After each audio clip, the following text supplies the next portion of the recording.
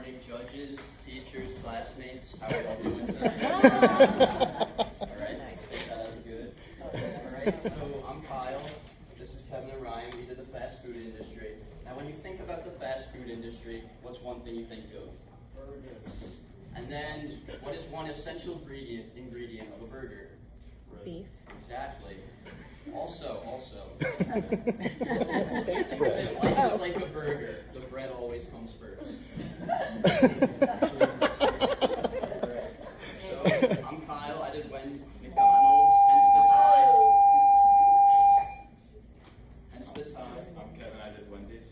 And I'm Ryan, I did Burger King.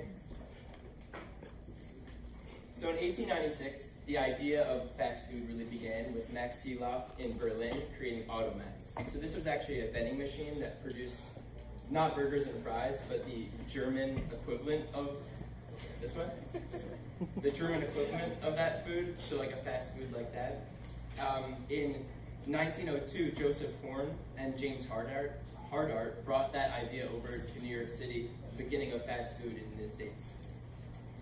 And in 1948, the McDonald's brothers created the Speedy Service System, which was the creating of the modern day fast food, the idea of a much revamped, quicker pace. That's the modern idea we have today.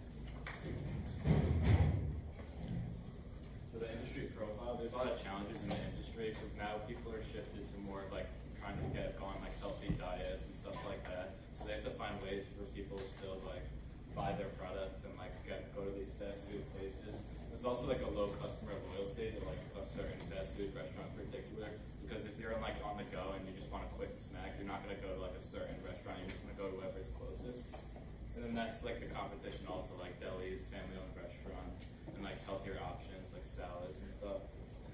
And the industry impact, it provides convenient food to all these people who are on the go and stuff, and then it provides all these jobs, minimum wage jobs to tons of millions of people all over the world.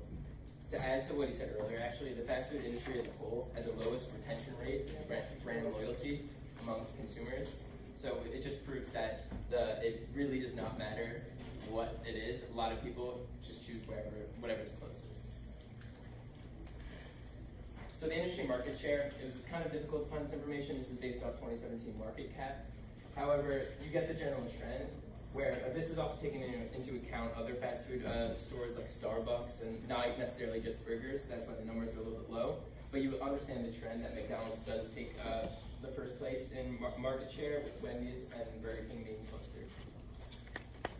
Right, so for company history, it all started in 1948 when Dick and Mac McDonald opened up their restaurant, or not their restaurant, but their first drive-in, where they sold 15-cent burgers. And then in 1955, they meet Ray Kroc, who's a high school dropout, who expands the business and opens their first restaurant in Illinois. Ray Kroc also influenced Hamburger University, which is a place where restaurants go and learn about the culture, and they teach restaurant owners like how to run their own McDonald's. After that, in 1967, McDonald's expands global and they open restaurants in Puerto Rico and Canada. And then in 2003, they open up their I'm Lovin' It campaign. The Wendy's history, they were founded in 1969 when the first restaurant opened in Ohio by Dave Thomas, who was the CEO. He's not alive anymore, but he was a big part of the company. And then throughout the years, they just started to like globalize and create new products. And then in 2006, they came out with the Frosty, which is a huge part of Wendy's and is what people know about. And then in 2013, the new CEO came in, and he named Todd Singer, and they won the Staff of the Year the first year he took over. In 1954, Burger King was founded in Miami by James McLemore and David Edgerton. From the years from 1954 to 2014, there was a lot of shakeup within Burger King's fundamentals. There was a lot of shakeup in ownership, purchased, sold by different ownership groups, until 2014 when Restaurant Brands International purchased it and instituted it on the public market. Alright, so McDonald's, their mission statement is to be our customers' favorite place and way to eat and drink. So they focus on the quality of their food, their service, their friendliness, and other stuff like that. So McDonald's is the largest fast food chain in the world. They have 37,000 restaurants in over 120 countries, making it the largest MNC in the fast food industry. This is the Wendy's info. Their mission statement's all about quality and the consumer comes first and continue to innovate their products. And they're also mobilizing. They're not in as many countries as McDonald's, but they're always just trying to find ways to get above the competition. So the mission statement for Burger King is kind of redundant in the industry. Customer comes first, quality and service. Why Burger King is a main player in the industry is two factors. One of them is internationally, while they may appear inferior to both McDonald's and Wendy's in the United States, a lot of people get that vibe. Internationally, Burger King is actually seen as superior, whereas McDonald's and Wendy's are seen as low-class fast food chains. People will actually dress up to attend Burger King's, interestingly enough. Also, Burger King has much creative marketing techniques as compared to McDonald's and Wendy's, which is very successful.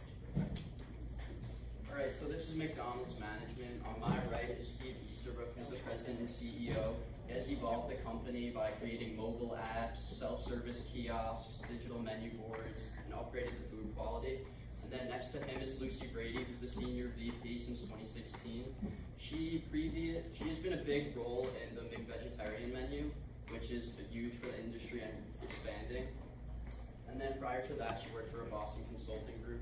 Then we have David Fairhurst, who was the UK Practitioner Influencer of the Year 4 times in a row. And then he's the CPO. And then Kevin Ozan is a Michigan graduate. He does all the finances and stuff, all the accounting. And prior to that, he worked at Ernst & Young for 11 years. This is the Wendy's management. As I talked about before, Dave Thomas was the CEO. He was the face of Wendy's. He was in all he was the spokesperson in all the commercials and stuff like that. He globalized them. He was a big part of the innovation and all their new products and stuff like that. And then in 2000, they went through different management for the next several years, but then Todd A. Pennegar took over in 2013, like I said, when they won the stock of the year. And then they're just continuing to grow since then. And she goes. Daniel Schwartz was the former CEO for 6 years from 2013 to 19. He's now the executive chairman. The major impacts he brought to Burger King was he streamlined food preparation, as well as minimizing the capital budget and payroll by opening the franchise model. So it was huge to decrease expenses for corporate. We have Jose Sil, who is now the new CEO, who was elected, who was hired by Burger King. His new strategy is increasing social media presence. That's something he's focusing on. And we have Fernando Machado over here, who is actually known as one of the top marketing executives, not even in the industry, but as businesses as a whole. He's most known for the 2014 San Francisco Pride Parade campaign, where Burger King entered the political field, which is risky for big businesses, but we'll get to later, where they actually had rainbow buns, but it was the same ingredients on the inside, which got them a lot of media attention. Alright, so McDonald's focuses on 4 things: people centricity, individual learning, organizational learning, and diversity and inclusion. So people centricity, like I said before, McDonald's always tries to make the consumer, they want them to have a great experience, they want them to come back. And then for individual learning, we hold meetings so workers can bounce ideas off us through organizational learning. So we can try to make the company better, get new ideas, promote new products, increase our product line. And then diversity and inclusion in terms of men and women, age, gender, race, just so we get more ideas, so we can get more target markets, even though it's such a hard demographic to pinpoint. For Wendy's, like I said before, they're just all about consumer first, people first attitude. They're like a family, and then they always emphasize quality and always want to make sure the consumer's happy and stuff like that. And they had a CEO approval rating of 80%, which is the highest of these 3 companies. So the 4 factors Burger King goes by are bold and empowered, accountable, fun, and meritocratic and performance-driven. That's kind of the Burger King standpoint of the company culture, but in reality, they actually have the lowest CEO approval rating out of these 3 companies at 66%, and they've also had high turnover rate amongst some executives, either leaving, firing. It's been a little chaotic. Alright, so financials, one thing that stands out for McDonald's is its EPS at 7.5. It shows that they have huge potential to grow and they can distribute out dividends. But one negative is its debt. McDonald's has, as of the last quarter, March 31st, 2019, McDonald's had about $45 billion in debt, which is a lot of money. And that all started back in 2014 with bond issuance. For Wendy's, the main thing that stands out is the current debt ratio. They have a lot of assets in their company, and they're able to cover their short-term and long-term liabilities, which is good for a company. one aspect of Burger King's financials of note is the 3.07% dividend yield, meaning a large portion of their stock price goes to stockholders, which is which obviously appease them and make them more interested to invest. One important negative, however, is the current ratio of barely above 1, showing that their current assets don't barely have enough to finance their current liabilities, giving a little, in comparison to McDonald's and Wendy's, a little suspect. This is a financial comparison. As you can see, Wendy's and Burger King have good current and debt ratios, so they're able to pay off their liabilities if something were to happen. McDonald's is a little bit in debt, like you said, so that's not what we're looking for in a company. And for the return on equity, Wendy's is the highest. They have a lot of room for growth and stuff like that, because they're continuing to expand.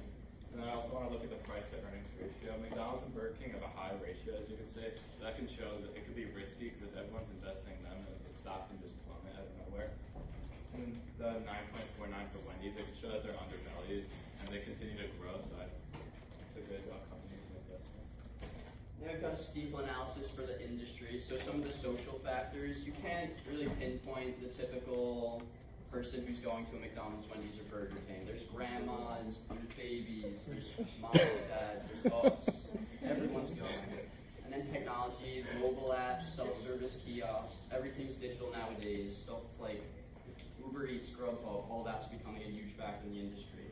For economic, increased minimum wage right now in the fast food industry is $11.10, but it's supposed to gradually increase until it reaches that $15. For environmental factors, the health of a consumer, everyone wants to be healthier nowadays, and that's why McDonald's is in particular is focusing on the vegetarian options, and we're all progressing towards healthier options. For political, we have government regulations on food. Legal, we have taxes, employment laws, and stuff like that. And then ethics, we have like charitable donations and stuff. Now for McDonald's, some of its strengths are that it's the largest fast food chain in the world. We try to make the consumer the focus of everything, hope they get a great experience. But then some of its weaknesses that we try to help in the future are the limited vegetarian options that Lucy Brady's working on, and then the high employee turnover. Because the employee turnover for the industry is 150%. So let's say company X has 20 workers to start. By the end of that year, they will have 30 completely new workers. Some opportunities are the caffeinated beverage opportunity. So we can focus on McCafe and stuff like that, the vegetarian market. And then a threat is the saturated market. There's not a lot of room to grow and stuff like that. And then the lack of healthy food options, and then competition. This is a Wendy's SWOT analysis. They have a lot of strengths, same as McDonald's. Like they have high quality products, strong brand name. They have like that restaurant feeling inside. But one weakness that they have is a limited global reach. They're not present in as many countries as the other two companies on the board. But that can turn into an opportunity by that's continuing to expand globally. Now they have a breakfast menu, so that can create a lot of revenue for them too. And the same threats, just the competition and like the high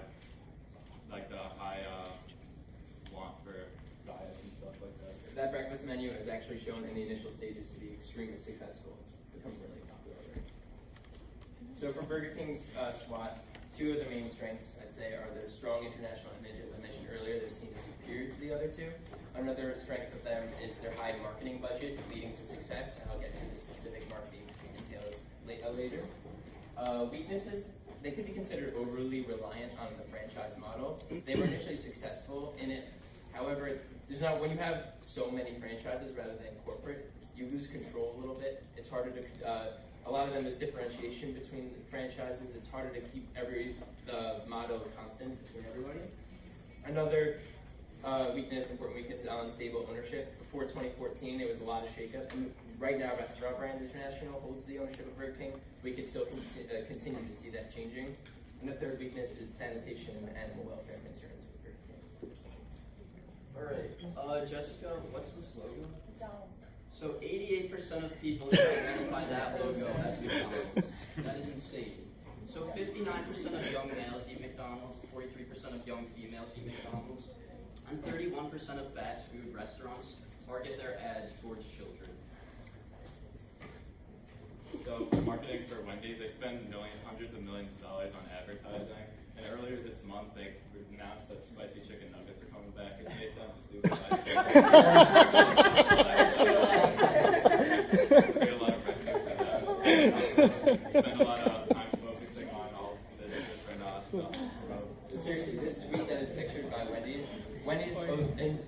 thing for them to note is the social media presence among teens.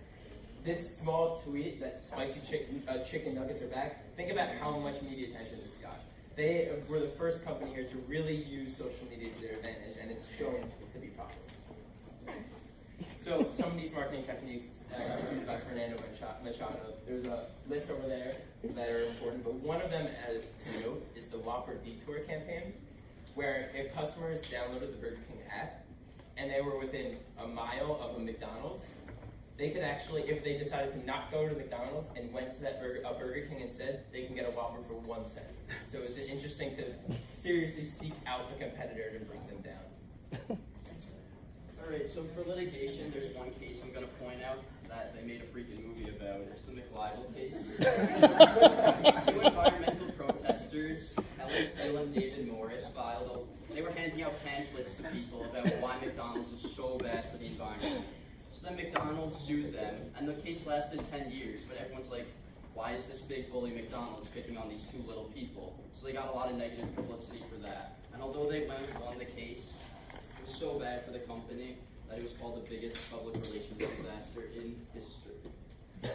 So for Wendy's, earlier this year in 2009, they had to pay $50 million to settle a data breaching, where more than thousands of their restaurants were releasing consumers like credit card information. But now they recovered from that and they're all good with that. Then the other ones, some ladies still profit on their shelf. Again, so in 1999, after Burger King had an Burger King is now in the political spotlight again with this litigation case. Burger King had an Israeli franchise, and Arab groups threatened Burger King to revoke that the franchise license for that location. And if they didn't do so, Arab groups would prevent and take away 22 Arab locations of franchise license. So Burger King was forced to withdraw that location. However, it's back now, but it was again another political attention, which is not what you want. So for CSR, like we said before, another important ingredient is the beef, besides the bread. So we want to sustain more beef, source 100% more coffee, 100% more fruit, increase in restaurant recycling, and increase in energy efficiency. When Dave Thomas passed away, they started a foundation for kids who were adopted to raise money for that. So they've been trying to raise money for that and their families of their employees who are impacted by natural disasters. And then also, just like McDonald's, they want to make sure their quality of their beef is nice and fresh and the process is good. So after a lot of litigation concerns with sanitation and animal welfare, Burger King is really focused on improving these factors. They also have the Macklemore Foundation, named after one of their founders, which promotes a portion of their revenue going to education and literacy worldwide, which is very CSR. Alright, so technology is huge everywhere. So now these companies have created mobile apps which allow their customers to place orders on, get news updates, receive information about the company. And then they've also created novel payment options like Apple Pay, so you don't have to come in contact with anyone if you're about that. There's also self-service kiosks which give customers an experience of the future. And then Uber Eats, DoorDash, and Grubhub has been huge, because now people don't even have to leave their house to get food brought to them. Alright, and now for the future of the industry, like I said, the market's saturated, but everyone's trying to improve their product line, keep it growing. So foreign flavors, like you'll see in many different countries, like England they have fish and chips, in China they have rice and stuff. And they also want plant-based offerings, caffeinated beverages, self-service machines, and then a huge increase in fine dining. Everyone's trying to be more professional nowadays, so maybe you can take a date to McDonald's in the new Hyde Park now. To add increase in fine dining. To add one more thing to the future of the industry, while you guys as investors may have concerns about people becoming more health conscious, and in terms of the appearance that the fall of the fast food industry, the financial show is stable, and no matter what happens, the industry is going to be a constant, especially with the increase in technology, it's going to continue to succeed. Drum roll. Wait. David, please stand up.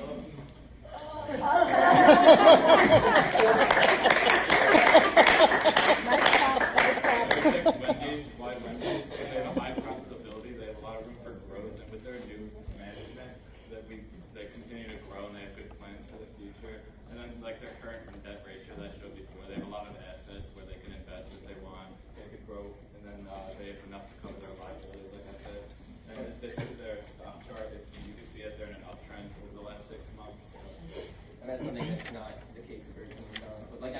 the social media presence amongst teens is something that not even McDonald's, with its such high brand recognition, has amongst that target market. So that's something so huge. We saw with that one tweet. So why not McDonald's? Their debt has doubled to $45 billion since 2014. The high employee turnover rate compared to the other two companies. So why not Burger King? Constant change in ownership, like I mentioned before, unstable for the future. Has fallen despite new marketing campaigns such as the Burger King Tomorrow to improve their stores. They have fallen behind in technology. As these new campaigns, they've been started by McDonald's and Wendy's years ago. They're just picking up on that now. Lastly, a lower current ratio in comparison, worries about their financials, and after realizing success in 2016 and 2017 financially, they've kind of cooled off a little bit, leaving concerns about the future. So lastly, as a pension fund, you want stable and you want potential growth for the future. Based on the information presented today, we believe that choice is right. Thank you.